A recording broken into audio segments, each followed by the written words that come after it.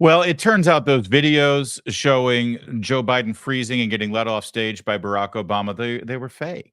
I don't know what to tell you. So we're going to spend a lot of time sort of, beating ourselves up and apologizing and showing you those videos again and again and again.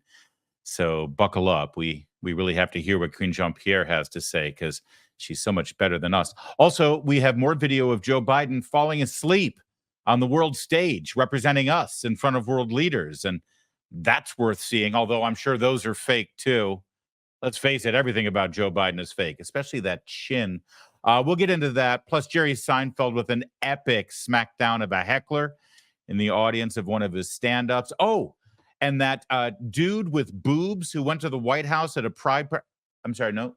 Oh, sorry, a transgender woman who represents the righteous female attitude of America has been arrested for sex crimes, and we'll give you the details of that and a whole lot more. I'm Larry O'Connor. You can call me Larry.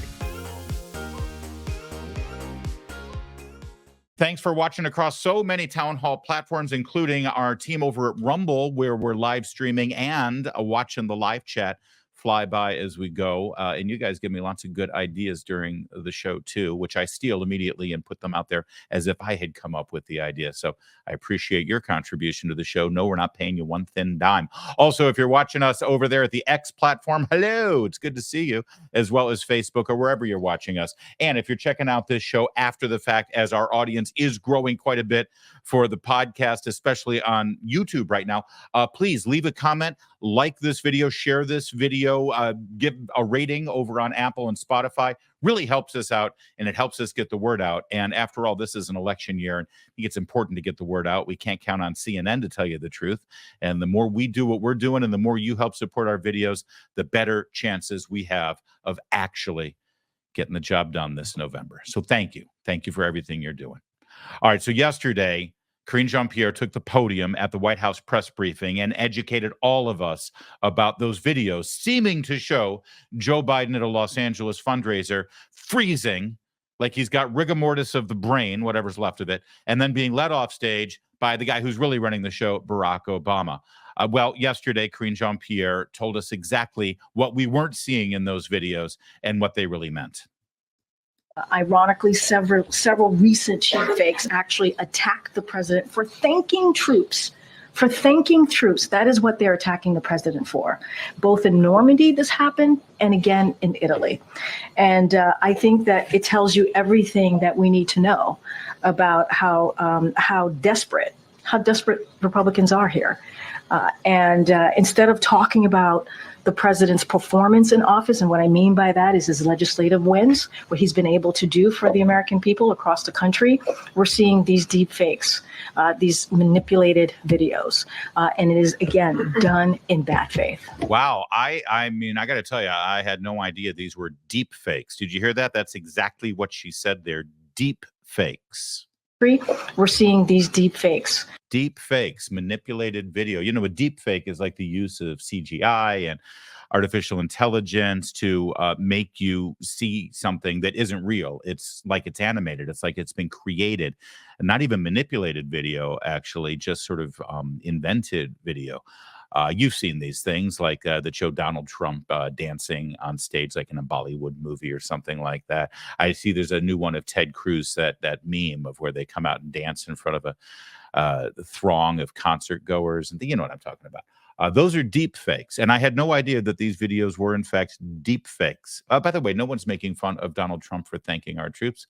Nobody's doing that. No, we're criticizing Donald Trump for being a international embarrassment and being mentally incapable of doing his job. Just quoting the special counsel and U.S. Attorney Robert Hur, who chose not to press charges against him because, he's mentally incapacitated. Larry, do you mean Joe Biden, not Donald Trump? Did I say Donald Trump again? But, I don't know why I said that. Thank you, Kevin, for correcting me. I meant Joe Biden. See, little did anyone know that I am, in fact, a deep fake right now as you watch. This is a live AI CGI generated deep fake of Larry O'Connor, who mistakenly went after Donald Trump there. Yes, thank you, Kevin. I meant Joe Biden being an international embarrassment and whose brain does not function properly. This message from the White House continued And I just want to listen to the language. First, in that clip you just saw, she said deepfake, which is a definable term. Deepfake means something.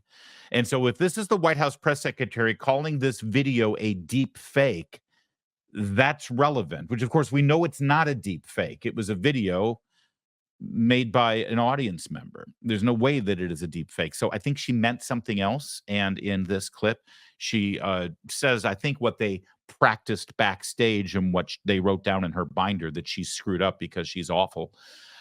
They've actually invented a new term. What she meant to say was this invented term called cheap fake. Maloney, I don't have anything. I don't know specifically what happened with Maloney. The wandering, the parachutist. Oh, I mean, look, that was, as I said, it was a cheap, a cheap fake. That was definitely a cheap fake. It was. This was widely fact-checked. That video was widely fact-checked, including by conservatives media, on what happened, what occurred. The president walked over to give a thumbs up to divers who had just landed right in front of him.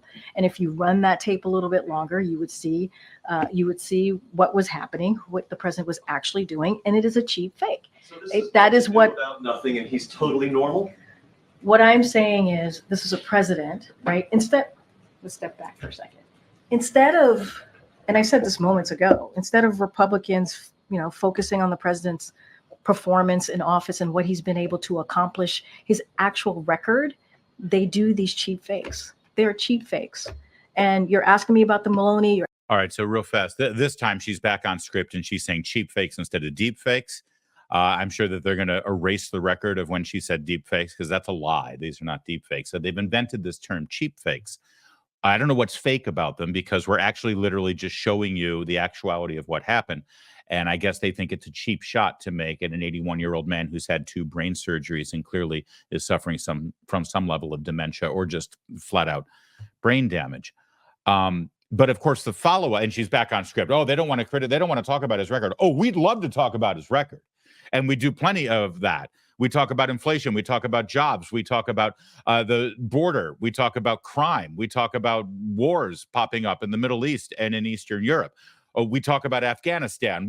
Trust me, we're willing to talk about the record. It's the Biden campaign who only wants to say convicted felon, threat to democracy. They're the ones who don't want to compare records, I assure you.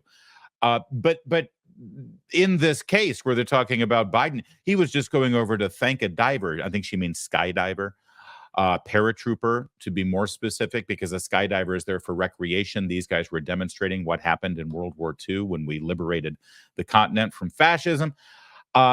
If it was benign, if there was no big deal, if Joe Biden was just over there going to talk to this skydiver, why then did the Prime Minister of the United Kingdom, the President of France, and the Prime Minister of Italy suddenly rush around, turn him around, and shepherd him back to the group? Why were they so alarmed? Why were they so concerned? She didn't have an answer for that. You're asking me what happened. That video was okay. Let's talk about Juneteenth. The president stood there listening to the music and he didn't dance. Excuse me, I did not know not dancing was a health issue. That is a weird thing to actually flag when if you look at the people who are around him, you look at the expanded video of the people who were around him, they were not there were some folks who were not dancing either. And that has been fact checked. I mean, just because you're standing up listening to music and not dancing, that is not a health issue. That is just not a health issue. Majorities of American voters who are telling pollsters repeatedly for years now that they have serious concerns about this president's cognitive fitness are being misled by cheap fake videos? I'm saying that there have been, in recent weeks, there have been cheap fakes videos that have been fact checked. They've been fact checked by conservative media as well, to say that these videos are false. They're purposefully being altered. So that is, look, he's fine. The president has done more in his 3.5 years as president than most modern day president. And what he's been able to deliver, he's able to do that because he knows what he's doing. He knows how to deliver for the American people. He's able to make sure that we attack climate crisis with the Inflation Reduction Act. He's make sure that we're able to create 15 million jobs, 800,000 manufacturing jobs. He was able to make sure that unemployment went down. He was able to make sure that we are able to have Medicaid actually able to negotiate with pharmaceutical companies, something that no other president has been able to do. This president has been able to do. I think that tells you everything that you need to do by looking at his record. And what you're seeing right now is Republicans, instead of talking what I just talked about, they're really diving into these cheap fake videos. And it's in bad faith. That's what I'm saying. What they're doing is pure bad faith. And it's been fact checked by many, including conservative fact checkers. Go ahead, Naomi. Wow. Well, listen, I'm glad that she's got a good handle on what a fake is, because that entire answer and diatribe was, in fact, fake. But let's just be clear on what the White House position is on these videos that we have seen together and we have discussed. You are not to believe what you see with your very own eyes. Everything that happened on Juneteenth, when he was standing there frozen with a dead look in his eyes and on his face, not even a smile. He had a smile for a while and then that disappeared. And he just kept staring at some fixated spot while everyone else was dancing and rollicking around him. That's normal. That's how any normal person behaves. What is wrong with you for thinking it's not normal? Let's remind everybody exactly what they're saying is fake. This video right here, they say is fake. I want you to look at it. I want you to watch it. I want you to take a look at this. Is, again, not any produced video. This is not in any way gone through any editing process. There's no CGI involved, clearly, because it's just something sort of shaky on somebody's cell phone from way in the back of the room. And there he was frozen, and there's Obama leading him off the stage. In fact, he even has to jerk his arm a little bit. It looks like he snaps out of it. Look at Biden frozen, frozen, frozen. Here comes Obama. Jerk, snap. Okay, thanks for waking me up there, Barack.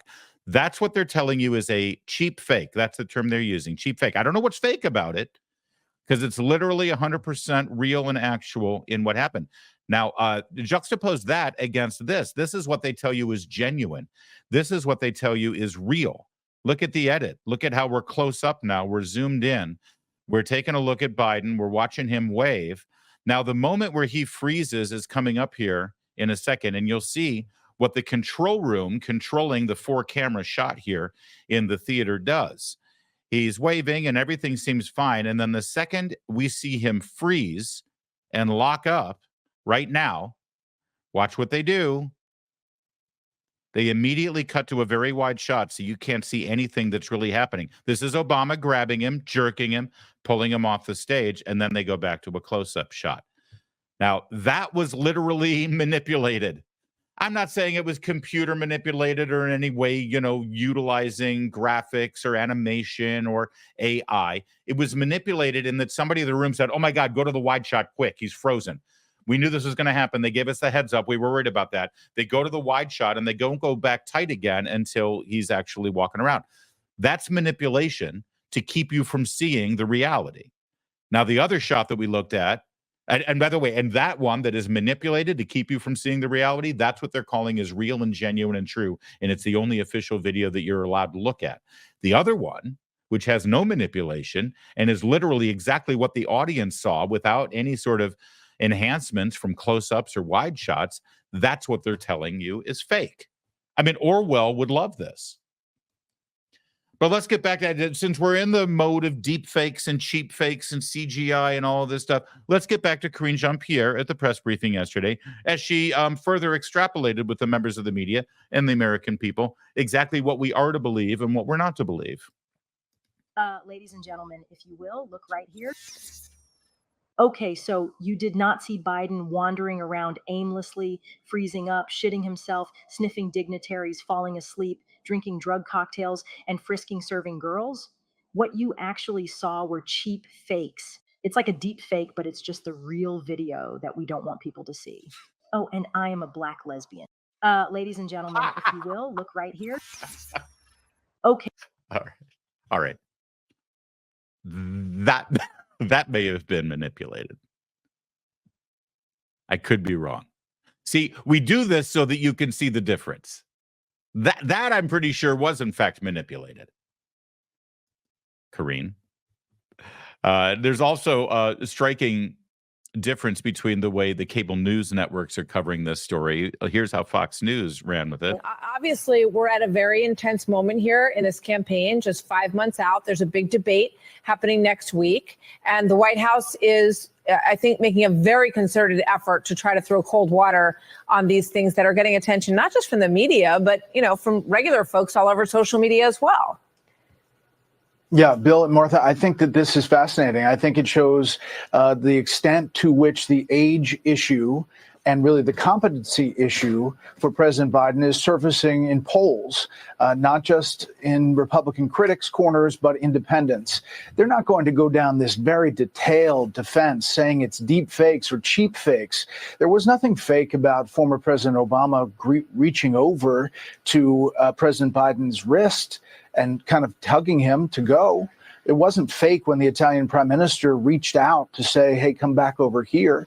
Now, you could characterize it that, if you didn't mention that President Biden was turning to the other parachuter had landed and gave a thumbs up, and that wasn't part of the story, fine. You could say that that's not characterizing the full context. But as the video itself shows, those people did grab the president. I think the dancing one, maybe he doesn't like to dance. It looked like he was frozen there. But I think that the explanation by the White House that they're accusing the video of somehow being altered is really stunning in this moment when it's such a big issue in this election.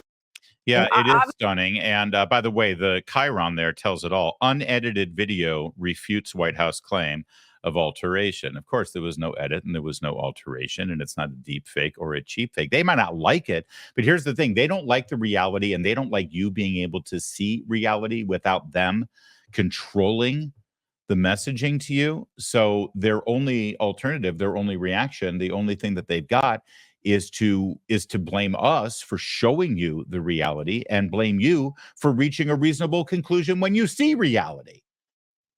Truth is on the ballot this November. Might be worth taking that into account when you figure out who you're going to vote for. Meanwhile, over on MSNBC, truth is nowhere to be seen. Here's how they covered the exact same story. There's a growing and insidious trend in right-wing media, broadcast, print, and social media. It is to take highly misleading and selectively edited videos of President Biden directly from Republican National Committee social media accounts, and then use those videos to spread messages virally to cast doubt on President Biden's fitness for office. She's talking about us, by the way. And good, go ahead. I don't care. We actually many times have more viewers than she does over on MSNBC. But let's just be clear here. I've been hearing this from the days I worked with Andrew Breitbart when we first rolled out the James O'Keefe Acorn videos. They keep using the same term. It's nonsensical. It means nothing. Selectively edited. Two things with regard to these videos that we're discussing right now, and I'll go back to Nicole Wallace in a moment, but let me just be clear about this term, selectively edited. All right, two things that you need to know. Number one, and most important and most fundamental when it comes to this video that we're talking about, there are literally no edits. I just showed you the video. I just showed you. Forget about selectively edited. It's not edited at all. You are seeing one continuous shot of Joe Biden on stage with Barack Obama. You are seeing with your own eyes exactly what is happening. You are reaching your own conclusions based on your eyes and your brain telling you what you're seeing. They don't like it, so they're making up this mischaracterization, calling it selectively edited. It's not edited at all. I guess the selectively edited means that the presenter of the video has selected not to edit it. They have chosen not to edit out the bad things that the White House would have you not look at. So that's the selection that's been made. There's literally no edit. All right, that's number one. But number two, and frankly, probably even more insidious, is that every news organization since the beginning and advent of video news edits. If they sit down and interview President Biden for an hour, 60 minutes will show you 20 minutes of it. There's 40 minutes that is left on the floor. Television news from the very beginning has edited their presentation of the news for you. Every news organization selectively edits. They use their editorial judgment, and many times in an incredibly deceitful way. And other video organizations, news organizations, also utilizing video, will, yes, absolutely selectively edit. The problem is not that the news is selectively edited. The problem is that it's selectively edited in a way that these guys don't approve of because it makes them look bad. But they are more than capable of selectively editing video to make us look bad. They do it every day. They're angry about it because now we're doing it too. But of course, we respect you enough to let you use your own brain to make up your decisions. That's why we spend our time giving you tons of video and tons of content and tons of context, for that matter, because we know you're going to find it anyway. So why hide it from you? They're on cable news. They're very different, especially on MSNBC. Let's let Nicole Wallace finish this diatribe against us.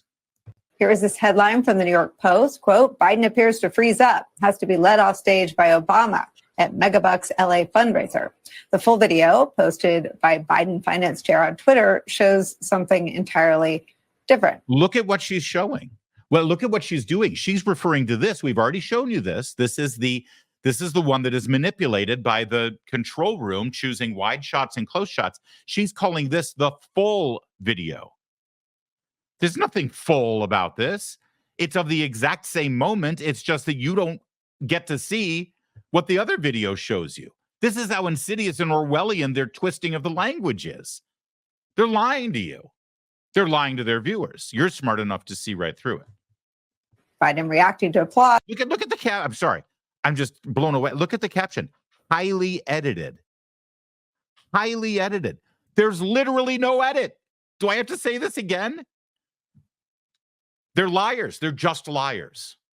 And then walking off stage with former President Obama. It comes less than 1 week after the New York Post made a cover out of another piece of deceptively edited tape, calling him meanderer in chief due to what they claim was Biden walking away during a skydiving demonstration during the G7 summit last week. The only problem is that the full video, which emerged almost instantly, shows Biden was going over to congratulate one of the skydivers who's cropped out of the video entirely. Yeah, but why is the Italian prime minister and the French president walking over to gather him and bring him back? And look at his face. Does he look like somebody who's engaged in the moment and understand what's going on?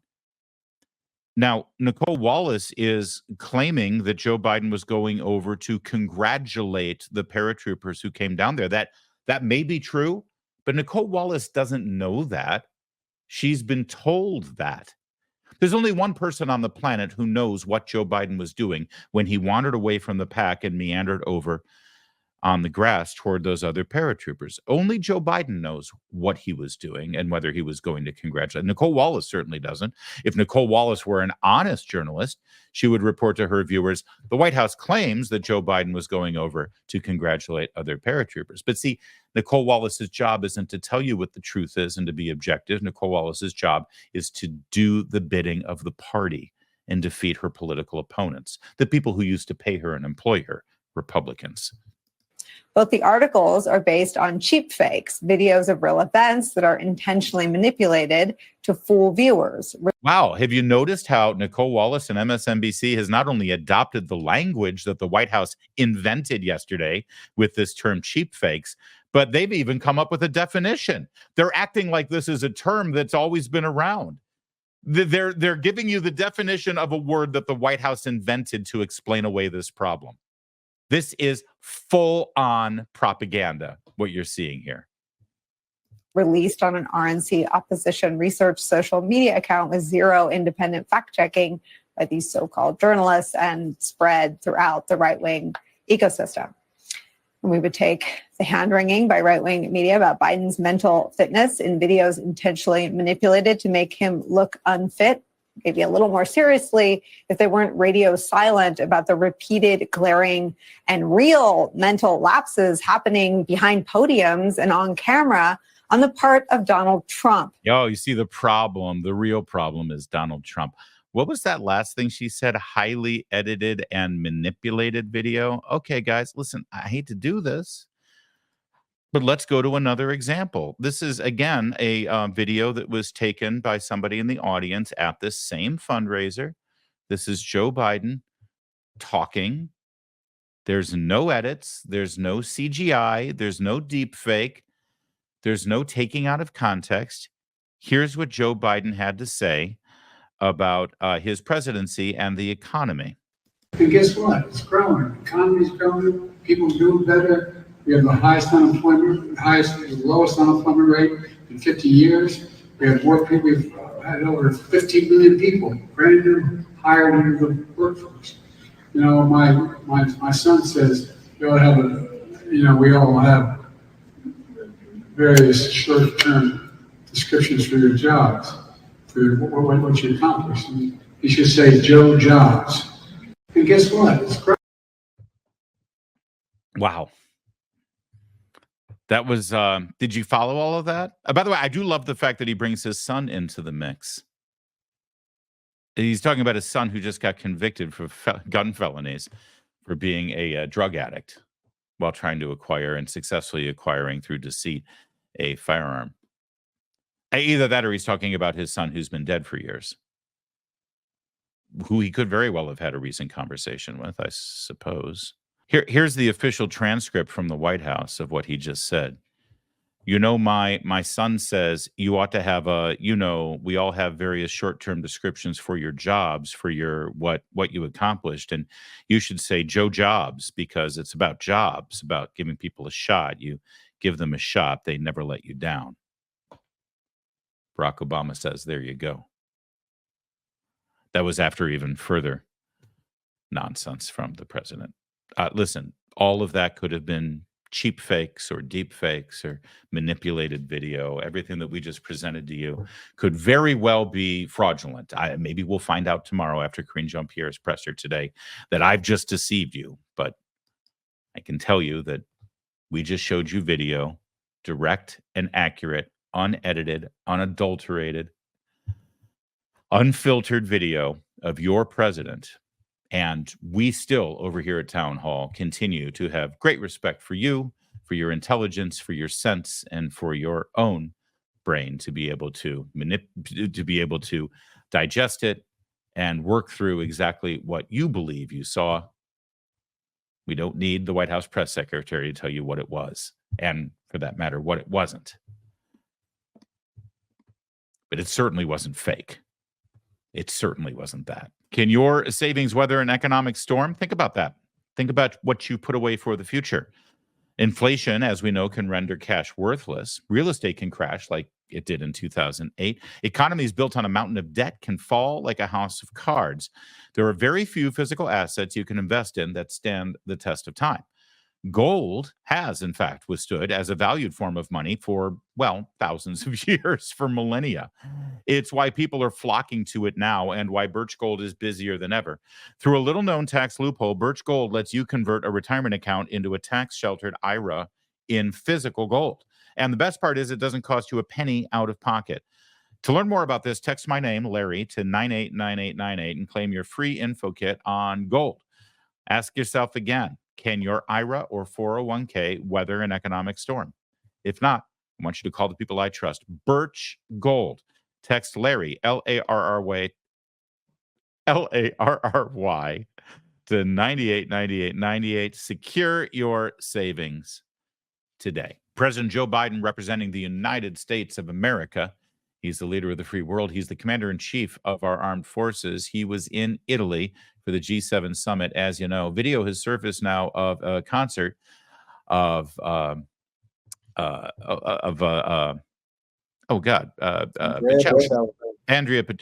Bocelli. Thank you. Man, I got there, Kevin. Thank you for being there for me. Andrea Bocelli at the concert. Here's Joe Biden. Take a look at him there. Now, I'm sure they're going to call this a cheap fake. I'm sure they're going to call this manipulated. They're going to call this, some sort of CGI wonderworks. But I assure you, we don't have that kind of budget over here. Nope, this is just raw, untouched video of the leader of the free world falling asleep while sitting next to the Prime Minister of Italy.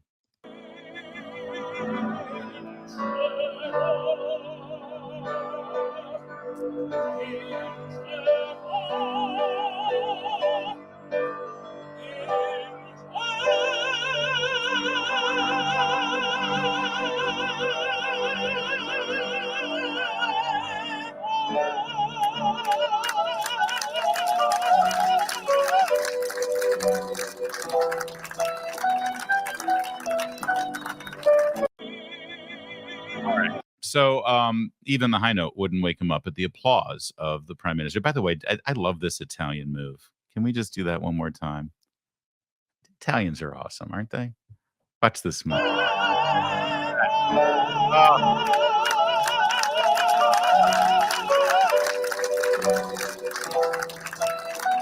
Look at the difference between the PM of the United Kingdom and look at it, it's just barely focusing.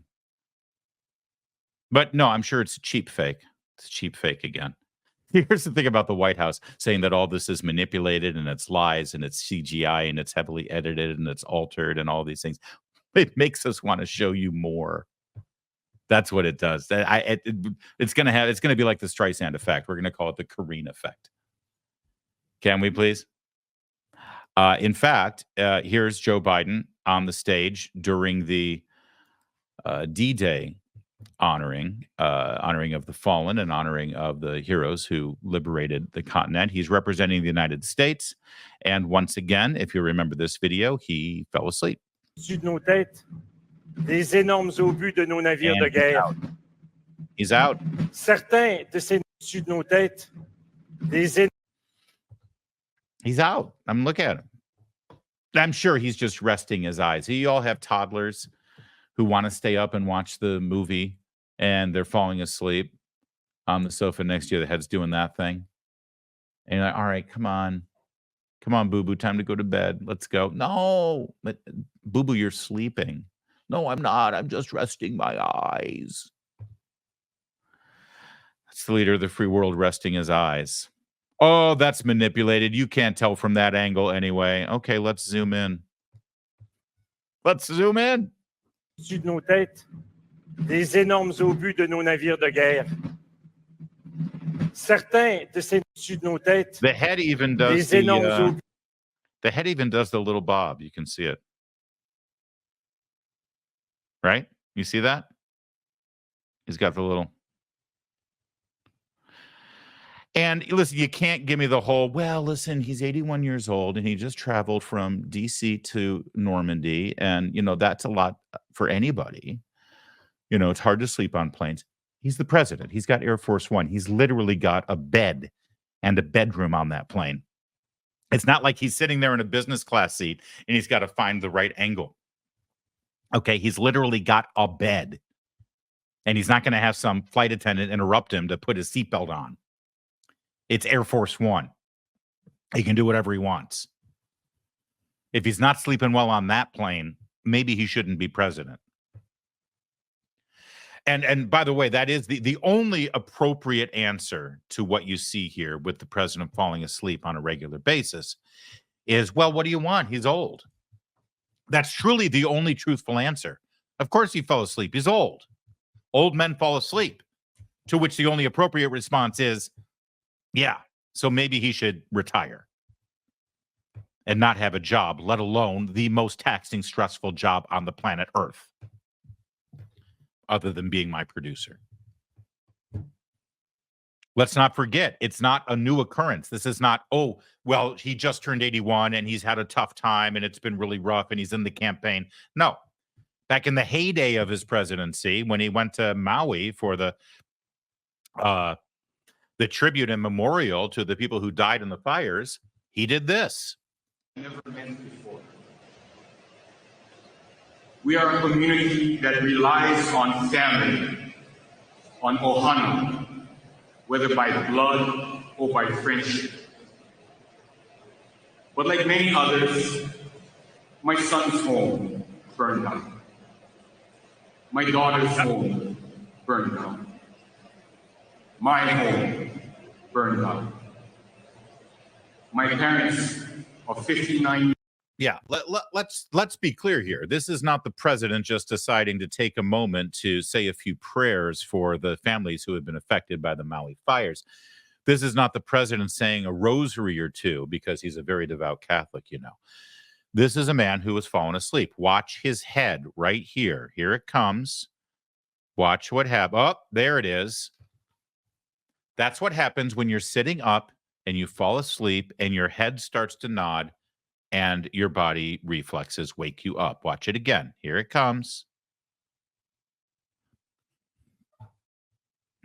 I cannot believe we've manipulated so much video for you. I can't believe we've got the kind of budget that allows us to create these kind of deep fakes and CGI manipulation. I can't believe that we're spending money on that instead of giving me a raise. Kevin McMahon, executive producer of Larry at Town Hall, I need you to admit to me, are you using the budget for this show for these manipulated CGI cheap fake videos? Is that what you're doing? You know, I actually budgeted a large amount of money in order to do that. Uh-huh. And then all the footage that they give us doesn't need it. Right, because this is real and genuine, isn't it? That's right. Let me ask you something. If we did wrestle away a good $20,000, $30,000 an episode to create the cheap fake videos, would you even know how to do it? Not a chance. I didn't think so. It's kind of a highly specialized craft. I mean, even that really stellar Men in Black video we saw earlier with Karine Jean-Pierre, that was not the best work, was it? I mean, you could kind of tell it was fake. No, this is real, and this is real.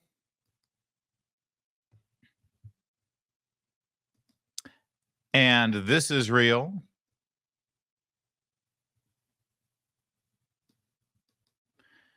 And this is real.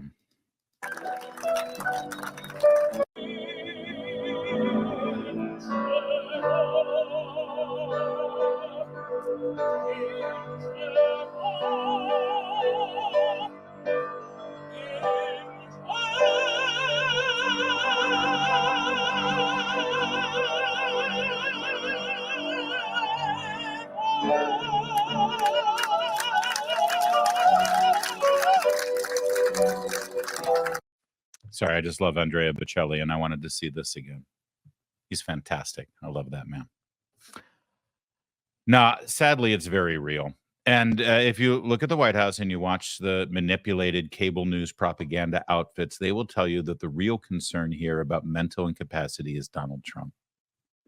He's the real problem, and everything about Joe Biden is perfection. He's operating on full cylinders, full steam ahead, and we're the ones for seeing what we're obviously seeing with our own eyes. We're the ones who are lying, deceitful, hateful, fear-mongering, and we're a thorn in the side of the White House and to truth itself. All right. And maybe it's me. Maybe it's me. And I know that Donald Trump has his flaws, and he puts out tweets that you and I probably sometimes cringe at and wish he didn't do. And sometimes he'll say something that's, a little crass or maybe unbecoming because, he's a New Yorker, and that's kind of how New Yorkers are. They're crass and unbecoming. Really. Have you ever met a New Yorker? And these things are true. Freely admit it. But given the choice, and let's face it, that's really all we've got is a choice between these two. It's not even close, is it? And that's why they're bending over backwards to run interference here and try to tell you what's up is down and what's down is up. But thankfully, we know that you won't fall for that. An old man falling asleep in public on the world stage while representing us at the highest levels at important summits and important head of state dignitary moments. That man falling asleep, that's a problem. And we can't stand for it anymore. All right, I want you to see this very cool video that was taken by an audience member of one of Jerry Seinfeld's stand-up routines. He was down in Australia, and he started to get heckled by pro-Hamas, pro-terrorist murder sympathizers. And watch how Jerry Seinfeld handles it. Yes. We have a genius, ladies and gentlemen. He solved the Middle East. He solved it. It's the Jewish comedians. That's who we have to get. They're the ones doing everything. Just go ahead, keep going. They're going to start punching you in about 3 seconds. So I will try and get all of your genius out so we can all learn from you. It's a comedy show, you moron. Get out of here.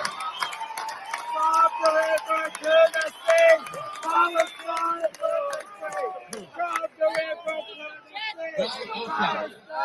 Yeah, this is so great. Imagine, by the way, imagine if this guy actually did solve the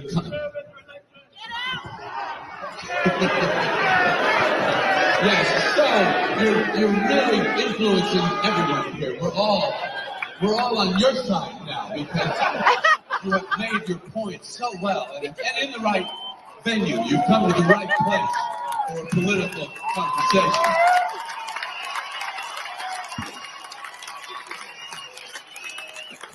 Tomorrow we will read in the paper, Middle East 100% solved thanks to man at the Kudos Arena stopping Jew comedian. They stopped him and everyone in the Middle East went, oh my God, let's just get along. We can't do that. Because I know there are problems here with indigenous Aboriginal people and the white people. They have problems here. So maybe to solve that, I will screw up Jim Jeffries in a show in New York. If this works, that will work. You have to go 20,000 miles from the problem and screw up a comedian. That is how you solve world issues.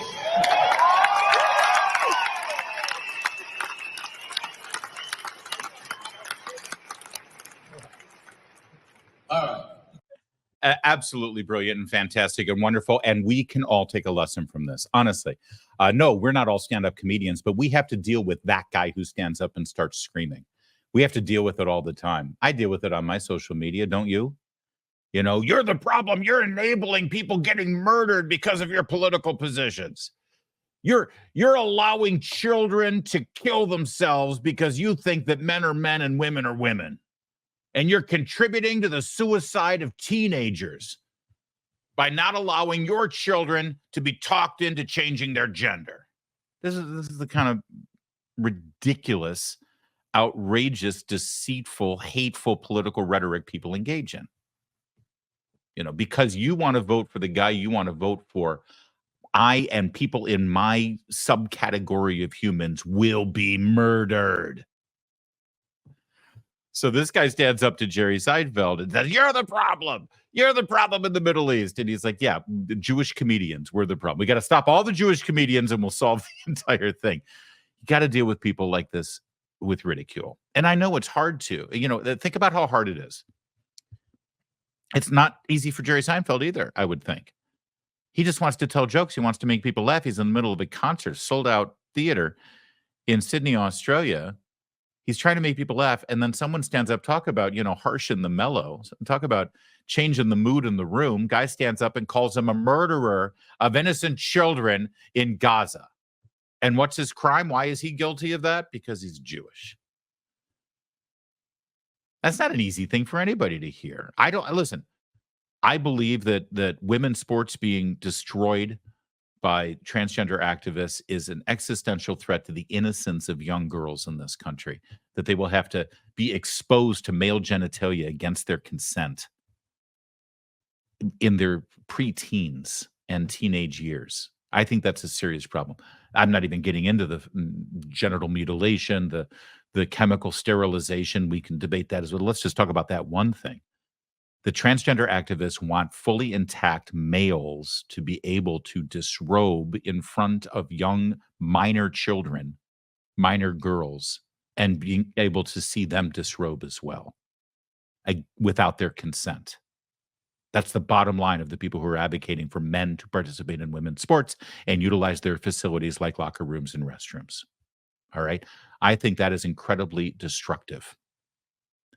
And when I voice that, I am told that I'm contributing to the suicide of young, troubled children. Now, by the way, let's just say that if my political position on wanting to protect women's private spaces is going to lead a transgender youth to kill themselves, maybe the whole transgender situation does include a mental health component. If you are freely admitting that they are that close to suicide, if you don't affirm everything that they do, that tells me they've got some mental health issues. And maybe they should address that before they go ahead and start chopping their body parts off. But my point is, it's a challenge to be able to state that position and then only hear back at you, you're going to lead to the suicide of children, because nobody wants to be responsible for children to commit suicide. So of course they say things like that so that you will just shut up. You'll say, I'm sorry. I'm sorry. I won't say anything else. I don't want any children to kill themselves. That's what they want from Jerry Seinfeld. They want him to say, I'm sorry. I'm sorry. I don't want children to die in Gaza either. I'll stop being Jewish. But Jerry Seinfeld is a wise man. Jerry Seinfeld knows that the way you deal with these people is through ridicule, to expose how outrageous their positions are and how, frankly, worthy of ridicule and mockery that they are, how they deserve to be laughed at. It's the opposite of what they're expecting. And when I say Jerry Seinfeld is a wise man, he's wise because he's seen things. He's seen the reality of Gaza, and he knows who's really responsible for the slaughter and murder of children. You made Seinfeld during a period that I think will be remembered as like the golden age of American Jewish life. And because anti-Semitism was a relic, seemingly a relic. Yeah. A history of history books. I think people felt like history had ended and the American Jewish experience was fundamentally singular and different from any other diaspora experience. Right, of course. And well, I wonder, A, if you thought about the Jewishness of the show. Never. Okay. And do you think about it differently now? Now Yes. that period's over? Yeah, well, or ended. when I first time I went to Israel after I had finished the show, and I saw the way they reacted to me, and I realized this is not just normal interaction of celebrity public interface. This is different. How? I meant something, which I never knew, and it gave me a wonderful feeling like, oh, I didn't realize what I was doing had another value that I didn't know about. And I of course, loved it. You have always seemed just apolitical, I guess is the word, like above, above the fray. Okay. And, you know, that everything feels politicized right now. Yeah. And so you yourself have become politicized in a way. Little bit, yeah. Do you feel that? I do. You comfortable with it? It's so dumb. It's so dumb. In fact, when we get protesters occasionally, I love to say to the audience, you know, I love that these young people, they're trying to get engaged with politics. We have to just correct their aim a little bit. You know, they don't seem to understand that as comedians, we really don't control anything. Right, you know? right. No one's really... no, you're pulling the strings over the war in Gaza. Yeah. Right? That's how I think of you. Yeah, yeah. You've done a bunch of shows, obviously. You're constantly doing shows. You did one in Syracuse in December that attracted protesters. And then they were chanting that you're complicit in genocide. Then when I gave this talk in February at the Y, there was this footage of you where they were calling you a genocide supporter and Nazi scum. And the thing that jumped out at me was not the things they were saying, of course, because they say it to anyone. Yeah. It's that you were smiling and waving and genuinely seemed to be enjoying yourself. Yeah. Were you? Yeah. Why? It's so silly. It's like, you know, they wanna express this, you know, sincere, intense rage, but again, a little off target. Right. Right. Little off target. So that's, to me, comedic. You know. You were in Israel. Yes. Since the war started. How was that trip? The most powerful experience of my life. Really? I'm sure. Yeah. Why?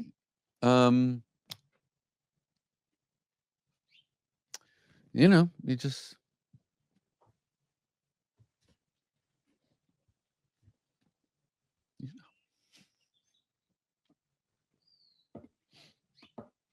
Are you thinking of someone in particular?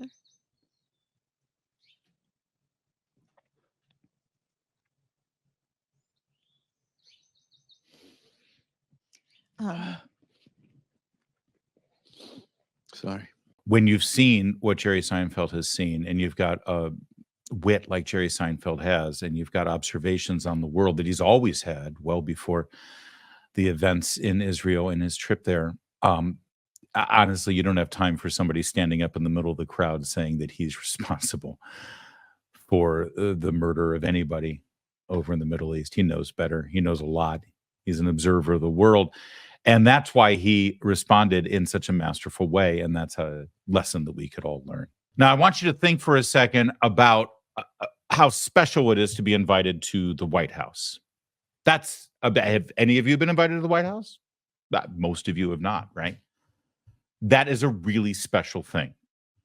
Add to that the opportunity that you have to work for the White House, right? I mean, that's very special too. Those are two very special things. Work for a White House, even be invited to a White House. Now, I want to narrow down even further. If you've never worked for a White House, you've never been invited to a White House, are you a transgender individual? Okay. See, this is a very, very finite group, right? If you're transgender and you've had the chance to either work for or visit a White House, that has got to be a really, really small subset of a subset of a subset of the American people, right? I mean, clearly.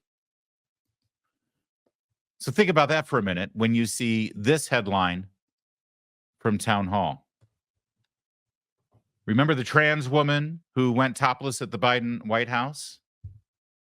Well, Madeline Leesman has the story. The so-called trans woman, which, by the way, just in case you're not sure on the definitions, that's a man who has physically altered themselves to appear as a woman. In this case, this man has actually given himself big bodacious tatas, which, you know, you can do if you got the money. Although even if you don't have the money, Obamacare pays for that. So there's that. The so-called trans woman who flashed his prosthetic breasts during a White House Pride event last year has been accused of sexually assaulting at least 5 people. Now, what are the odds? Of all the trans people in the whole country who then get invited to the White House, that's a small subset of a small subset. And it just turns out that one of them, the most notorious one, who went frolicking around the South Lawn and flashed his boobs, also has been arrested for sexually assaulting 5 people. The odds are incredible, aren't they? I would think. To recap, Town Hall reported last year how a transgender model went topless on the White House lawn during a Pride event. The transgender, named going as Rose Montoya, 27, met President Joe Biden and First Lady Joe Biden. In the video, he unhooked his dress, then cupped and shook his breast implants in front of the Truman balcony, where the Pride flag hung in the background. Yeah, remember that day when the Pride flag was hung? Let's take a look at that video, shall we? Welcome to the White House. Thank you. Happy Pride Month. Happy Pride Year. Happy Pride Life. Yeah! Transgender children.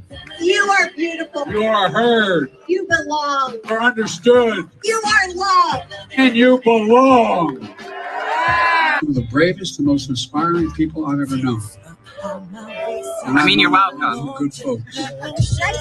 I want to pause there for a minute. That's Joe Biden, a man who's been senator for 50 years, who was vice president for 8 years and has now been president, I believe, when this happened, for 2 years, maybe 3. And he says that the transgender individuals like Rose Montoya, who you see right there, who we now learn is guilty of sexually assaulting 5 people, accused of sexually assaulting 5 people, that those people are the bravest, most inspiring people Joe Biden has ever met. He has, of course, met with members of our armed forces around the world.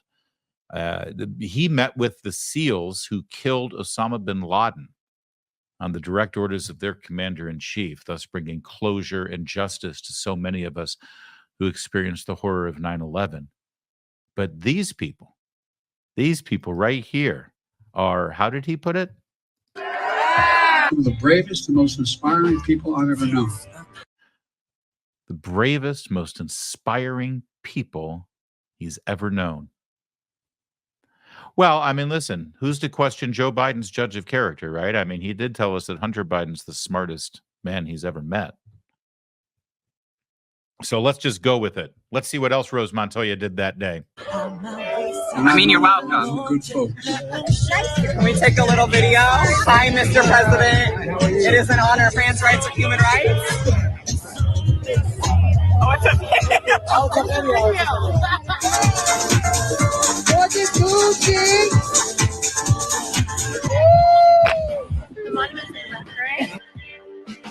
Gay news. Are we topless at the White House?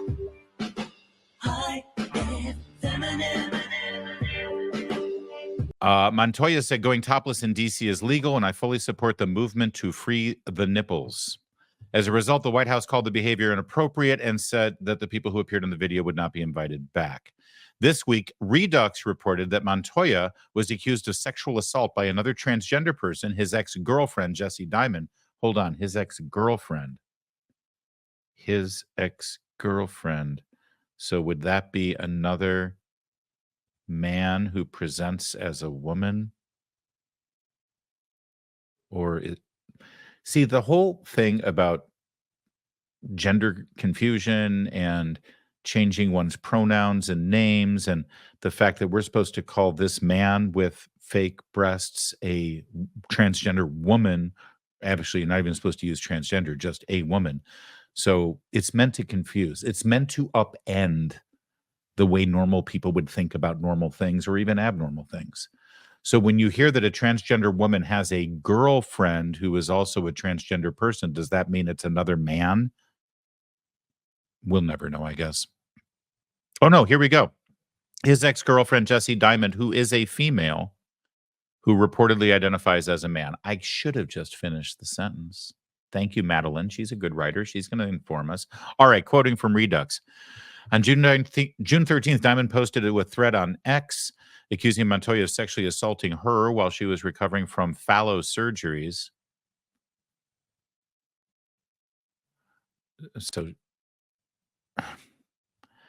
So she had surgeries that attempts to make female genitalia resemble male genitalia. That's a good way to put it. In a video posted to TikTok, Diamond provides screenshots purported to be from Montoya admitting to the sexual assault. Diamond explained on her TikTok that the method of phalloplasty she received was the... Kevin McMahon, our great producer here of the Larry Show on Town Hall. Kevin? You there? Yes. So when you said, hey, we'll just read through Madeline's article and this will be a great segment and we'll, lay out exactly what happened here, you knew that I was going to have to read all of these things, didn't you? I think it's a wild story.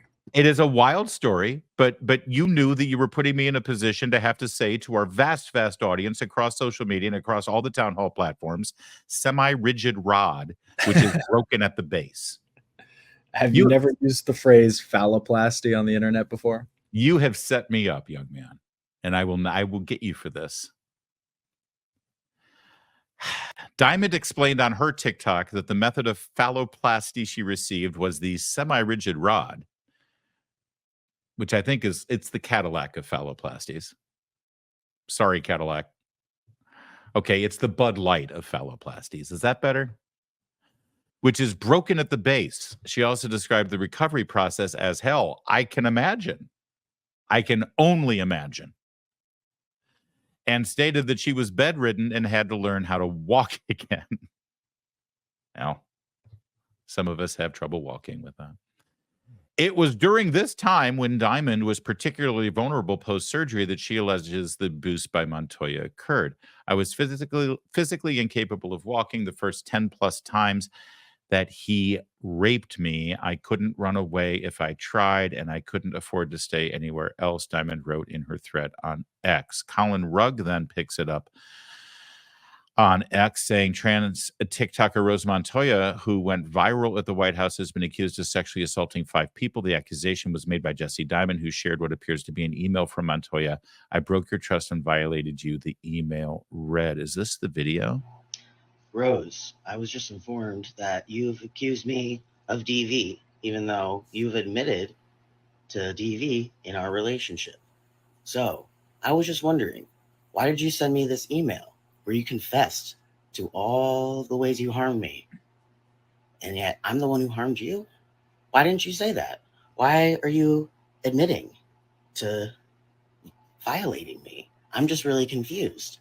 Why aren't you answering all the questions from the trans community? They have a lot of questions right now. They want you to take accountability. You confessed right here. Look at what you said. I didn't say that. This is from your Gmail account. I just want you to take accountability for the ways that you've harmed me, my brother, and the others. Okay, so that's Jessie, the female who had phalloplasty. I don't mean to be cruel. If you're a woman and you decide that you're going to live your life as a man, think about all the possibilities you've got in front of you as to what kind of man you're going to choose to look like. I don't know. I wouldn't choose the bald guy, kind of chunky with the beard. In the emails, Montoya reportedly said, "I'm really sorry I broke your trust and violated you, and I'm sorry I forced myself on you." Redux noted that the email address listed in the video and screenshots made public by Diamond matches the email on Montoya's personal website. On Twitter, Diamond claimed that there are at least 4 other confirmed victims. If this surprises you, you haven't been paying attention, said women's sports advocate Riley Gaines. And what Riley Gaines is pointing out and reacting to is that for many of the men who identify as women, including Leah Thomas, who Riley Gaines has firsthand experience with having to disrobe right next to him in the locker room before their race, there are many of these adult men who actually are sexually aroused by this process of pretending to be a woman.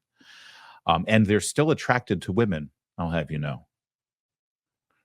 And this is just part of it's an identifiable sexual deviation. And I don't mean that in any sort of pejorative way. That's the clinical term for it. That's the story. Now, again, this is the person who went to the White House and met Joe Biden and Jill Biden and then disrobed and flashed in front of the portico that had the transgender flag there in prominence. More prominent, in fact, than the flag of the United States of America. And I go back to the original question. How narrow of a subset is this? You know, there are not a lot of transgender individuals in America. And of those transgender individuals, think of how many of them get invited to the White House. And one of them that got invited that day also happened to take off his top to show his fake boobs and is now accused of sexual assault against 5 people. What are the odds? And I ask you, what are the odds? Because I want to remind you of one Sam Britton. Because Sam Britton is also a transgender individual. Sam Britton was hired by the Biden White House and celebrated as its first openly transgender, gender fluid government official. He was actually at the Department of Energy and was responsible for some of our nuclear policies. That's Sam Britton going through one of his sexual deviations and things that turns him on, which is dressing in a woman's dress and playing with men who pretend to be dogs. That's Sam Britton in a smart pantsuit at his job at the Department of Energy. There in Washington, D.C., there's the Smithsonian right outside the window. That's how he would show up to work while working. So again, such a small subset. How many transgender people get invited to the White House or let alone get invited to work for an administration? And then you must ask yourself, what are the odds that this transgender individual also has been arrested for felony for stealing people's luggage? There's the security camera catching the very same Sam Britton. That's his shirt. See the trans flag with the nuclear power atom there? There's not a lot of those. and he's stealing people's luggage. In fact, their women's luggage. And he then went on and wore the clothes, the women's clothes that he stole in that luggage. Kind of a freaky thing, isn't it? And what are the odds? The subset of the subset of the subset. Here you've got two people who have been selected by the incredibly diligent vetting process of the Biden administration to be an honored guest at the White House for an event and to work at the White House or in the administration in the Department of Energy. And both of them have now been arrested for felonies. One of them, a heinous felony of sexual assault. I mean, just dumb luck, I suppose. Or maybe there might be some mental problems associated with this entire thing. And maybe the Biden administration doesn't really care about the quality of the individuals they surround themselves with. It's just really about them representing a certain subgroup that they can pander to, raise money off of, and then hope to turn into political capital and retain power. I think all those things are true. And I think we can do better.